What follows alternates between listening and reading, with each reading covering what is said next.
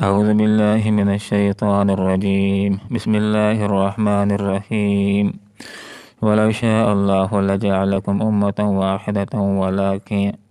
ولكن يضل من يشاء ويهدي من يشاء ولتسألن عما كنتم تعملون صدق الله العظيم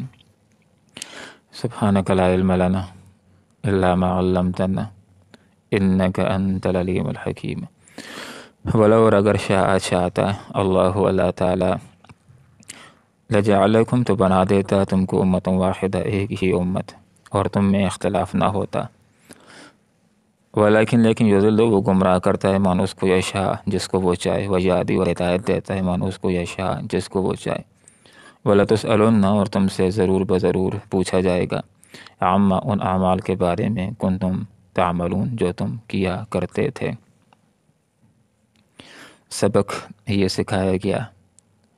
کہ وعدہ کرو تو اس کو پورا کرو، معاہدہ کرو تو اس کو پورا کرنا ہے۔ وعدے کی اور معاہدے کی خلاف ورزی کرنا جائز نہیں ہے۔ اس آیت بینہ کے اندر یہ بات سمجھائی گئی کہ ولو شاء اگر اللہ تعالیٰ چاہتا لجعلکم تو بنا دیتا تم کو ایک ہی امت اور تمہارے درمیان کوئی اختلاف نہ ہوتا۔ تو یہ بات سمجھائی گئی ہے کہ اسلام کو پھیلانے کے لیے، اسلام کو غالب کرنے کے لیے تمہارے لیے یہ بات جائز نہیں ہے کہ تم بدعہدیاں کرو، وعدہ خلافیاں کرو اور جھوٹ وغیرہ کے ذریعے سے تم اس دین کو غالب کرنے کی کوشش کرو۔ یہ دین، یہ صاف ستھرا اللہ رب العالمین کا دین ہے، تو اس کو غالب کرنے کے لیے اور اس کو پھیلانے کے لیے بھی صاف ستھرے طریق استعمال کرو۔ کافروں کے ساتھ بھی وعدے کر کے اور معاہدے کر کے ان کو توڑنا، مفادات حاصل کرنا، یہ درست نہیں ہے۔ ولو شاء اگر اللہ تعالیٰ چاہتا تو تم کو ایک ہی امت بنا دیتا، تم میں کوئی اختلاف نہ ہوتا۔ مراد یہ ہے کہ اگر اللہ رب العالمین جبراً یہ بات چاہتا کہ سارے کے سارے لوگ ایک ہی امت ہوں، توحید کے اوپر ہوں، ان کے درمیان کوئی اختلاف نہ ہو، سارے کے سارے لوگ مسلمان ہوں، تو کوئی آدمی کافر ہونے کی اور کافر رہنے کی جرات بھی نہیں کر سکتا تھا۔ کوئی انسان فرعون اور ابو جہل بننے کی جرات بھی نہیں کر سکتا تھا۔ جس طرح پوری کائنات مسلمان ہے، مسلمان ہونے سے مراد یہ ہے کہ جنوں اور انسانوں کے علاوہ جتنی مخلوقات ہیں وہ ساری کی ساری اللہ کی تابع فرمان ہے، اللہ کے حکم کے مطابق چل رہے ہیں۔ اگر انسانوں اور جنوں کو بھی اللہ تعالیٰ جبراً اپنی اطاعت کے اوپر مجبور کرتا تو کوئی بھی نافرمان ہونے کی جرات بھی نہیں کر سکتا تھا۔ لیکن اللہ رب العالمین نے انسانوں کو حق خود ارادیت دی ہے، دو راستے بتلا دیے ہیں، ایک حق راستہ ہے اور ایک باطل راستہ ہے، اور انسانوں کو ارادے اور اختیار کی آزادی دی ہے کہ اللہ تعالیٰ دیکھنا چاہتا ہے کہ کون ضدی ہے اور کون حق پرست ہے۔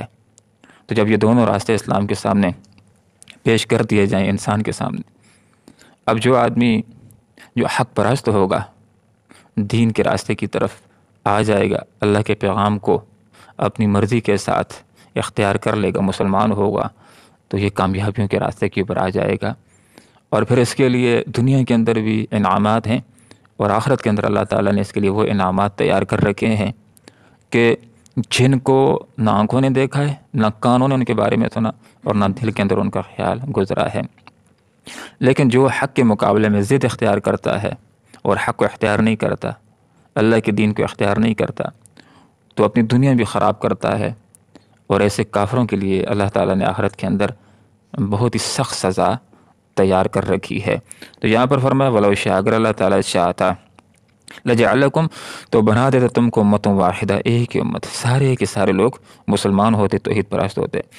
لیکن یضل وہ گمراہ کرتے ہیں من اس کو یشاء جسے چاہتا ہے، ویہدی اور ہدایت دیتے ہیں من اس کو یشاء جس کو چاہتا ہے۔ اور کس کو ہدایت دینا اور کس کو ہدایت نہیں دینا، نعوذ باللہ، یہ فیصلے الٹپ نہیں ہوتے، کس کو ہدایت دینی ہے؟ یہ اللہ رب العالمین بندے کے دل کو دیکھ کر کے اس کا فیصلہ کرتا ہے کہ اس کو ہدایت دینی دولت ایمان سے مالا مال کرنا ہے، اور اس کو ہدایت نہیں دینی ہے جس راستے کے اوپر گمراہی کے راستے کے اوپر جانا چاہتا ہے اسی کے اندر اس کے لیے راستے آگے ہموار ہوتے چلے جاتے ہیں۔ تو ہدایت اس بندے کو ملتی ہے کہ جس کے دل کے اندر حق کی طلب ہوتی ہے۔ حضرت عمر رضی اللہ عنہ جیسے جو لوگ ہوتے ہیں، حضرت سلیمان فارسی رضی اللہ عنہ جیسے جو لوگ ہوتے ہیں حق پرست، ان کو حق کو قبول کرنے کی توفیق مل جاتی ہے۔ لیکن ایک ایسا آدمی کہ جس کے سامنے حق واضح ہو جائے اور اس کے باوجود وہ جان بوجھ کر ضد کی وجہ سے، حسد کی وجہ سے،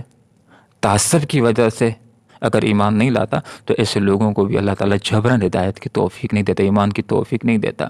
جیسے کہ ابو جہل جیسے لوگ کہ حق ان کے سامنے واضح بھی ہو جاتا ہے لیکن حق کو ٹھکرا دیتے ہیں، تو ایسے لوگوں کو جبراً اللہ تعالیٰ مسلمان نہیں کرتا، یہ اللہ تعالیٰ کی سنت نہیں ہے۔ جو گمراہی کے راستے کے اوپر جاتے ہیں تو ان کے لیے وہ راستے ہموار ہوتے چلے جاتے ہیں، اور جس کے دل کے اندر حق کی طلب ہوتی ہے، حق کو اختیار کرنا چاہتا ہے، تو ایسے لوگوں کو اللہ تعالیٰ دولت ایمان سے مالا مال کر دیتا ہے۔ وَلَا تُسْأَلُنَّ، اور آخرت میں تم سے ضرور ان اعمال کے بارے میں پوچھا جائے گا جو تم دنیا کے اندر کرتے رہے۔ کس نے وعدہ کیا ہے، کس نے وعدہ نہیں کیا، اللہ تعالیٰ کو معلوم ہے۔ کس نے وعدہ کر کے پھر اس کو پورا نہ کیا، اللہ تعالیٰ اس بارے میں پوچھے گا۔ معاہدہ کر کے غدر کیا ہے، خیانت کی ہے، دوسرے کو دھوکہ دیا ہے، اللہ تعالیٰ اس کے بارے میں پوچھے گا۔ تو آخرت کے اندر انسان سے سوالات ہوں گے اس حوالے سے کہ دنیا کے اندر وہ کیا کچھ کر کے آیا ہے۔ قبر کے اندر بھی پہلے 3 سوالوں کا ہم نے سامنا کرنا ہے۔ اس میں سے سب سے پہلا سوال یہ ہے کہ تیرا رب کون ہے، دوسرا سوال یہ کہ تیرا نبی کون، اور تیسرا سوال یہ کہ کس مذہب کے مطابق، کس دین کے مطابق تو زندگی گزار کر کے آیا ہے۔ اور 5 سوال محشر کے میدان میں آدمی سے پوچھے جائیں گے۔ حدیث کا یہ مفہوم ہے، آپ صلی اللہ علیہ وسلم نے ارشاد فرمایا کہ ابن آدم اپنے پاؤں کو اپنے جگہ سے اکھاڑ نہیں سکے گا جب تک کہ 5 سوالوں کے جواب دے نہ دے۔ تو یہاں پر فرمایا جا رہا ہے کہ دنیا کے اندر یہ دنیا کوئی اندھیر نگری نہیں ہے کہ جس کے اندر تم جو چاہو تو آزاد و بس کرتے پھرو، ایسی بات نہیں ہے۔ تم ذمہ دار مخلوق ہو اور تم سے تمہارے اعمال کے بارے میں وَلَا تُسْأَلُنَّ، تم سے ضرور بضرور پوچھا جائے گا عَمَّا كُنتُمْ تَعْمَلُونَ، تمہارے اعمال کے حوالے سے۔ تو آپ صلی اللہ علیہ وسلم نے فرمایا، حدیث کا یہ مفہوم ہے کہ انسان سے محشر کے میدان میں 5 سوال کیے جائیں گے۔ پہلا سوال زندگی کے حوالے سے کہ تمہیں زندگی دی گئی تھی تو اس کے اندر تو نے کیا کیا، اللہ تعالیٰ کی عبادت کی ہے یا عبادت نہیں کی ہے۔ اور دوسرا سوال ہوگا جوانی کے حوالے سے کہ جوانی کے اندر اللہ رب العالمین کی بندگی کی ہے یا بندگی نہیں کی، کیا کچھ تو اعمال کرتا رہا ہے۔ اور تیسرا سوال ہوگا علم کے اوپر، عمل کے حوالے سے کہ جو علم تیرے پاس تھا اس کے اوپر تو نے عمل کیا یا عمل نہیں کیا۔ اور چوتھا سوال ہوگا کہ مال کو کیسے کمایا تھا، حلال ذرائع سے یا حرام ذرائع کے ذریعے سے۔ اور 5واں سوال ہوگا مال کو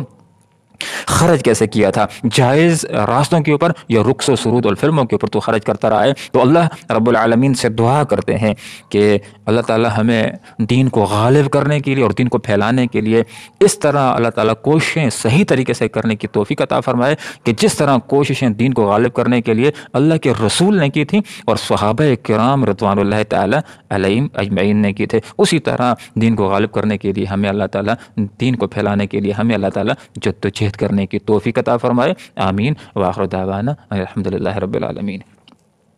ولو شاء، اگر چاہتا اللہ تعالیٰ لجعلکم، تو بنا دیتا تم کو امتا واحدہ، ایک ہی امت، اور تم میں کوئی اختلاف نہ ہوتا۔ لیکن یضل، وہ گمراہ کرتا ہے من اس کو یشاء، جس کو وہ چاہے، وہ یادی، اور ہدایت دیتا ہے من اس کو جس کو یشاء وہ چاہے۔ ولا تسألون، اور تم سے ضرور بضرور پوچھا جائے گا عما، ان اعمال کے بارے میں کنتم تعملون، جو تم کرتے رہے۔ اللہم ربنا آتنا فی الدنیا حسنہ وفی الآخرۃ حسنہ وقنا عذاب النار برحمتک یا ارحم الراحمین۔